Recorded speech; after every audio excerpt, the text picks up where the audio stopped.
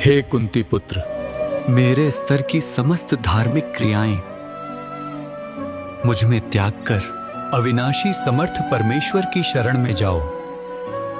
मैं तुम्हें समस्त पापों से मुक्त कर दूंगा। तुम शोक मत करो। हे अर्जुन, मैं तुम्हें एक गुप्त से भी गुप्त रहस्य बताता हूं। मेरा भी इष्ट देव वही है और मैं भी उसी की शरण में हूं। हे माधव, उस पूर्ण अविनाशी परमात्मा की प्राप्ति की विधि क्या है और उस परम धाम को कैसे पाया जा सकता है, यह ज्ञान भी तुम्हें तत्वदर्शी संत ही बताएंगे। तुम उन्हीं की शरण में जाओ, वे ही तुम्हें उस परम धाम की प्राप्ति की विधि बताएंगे।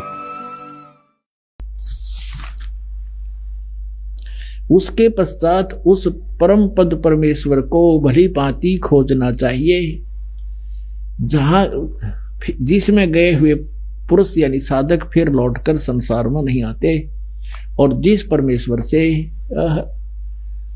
पुरातन संसार वृक्ष की प्रवृत्ति विस्तार को प्राप्त हुई है, यानी जिस परमेश्वर ने सब ब्रह्मांडों की रचना की है, संसार रूपी वृक्ष को रचा है, और उसी आदि पुरुष नारायण के मैं शरण हूं।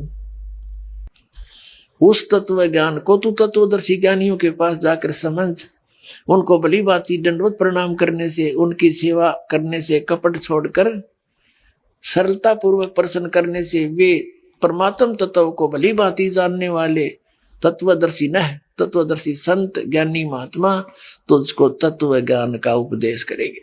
गीता जी के गूढ़ रहस्यों को जानने के लिए सुनिए तत्वदर्शी संत रामपाल जी महाराज जी के मंगल प्रवचन, जिसके लिए YouTube पर संत रामपाल जी महाराज चैनल सर्च करें और सब्सक्राइब का बटन दबाएं। साथ ही आप हमारे Facebook व Instagram पेज को भी फॉलो कर सकते हैं और आप संत रामपाल जी महाराज ऐप को प्ले स्टोर से भी डाउनलोड कर सकते हैं।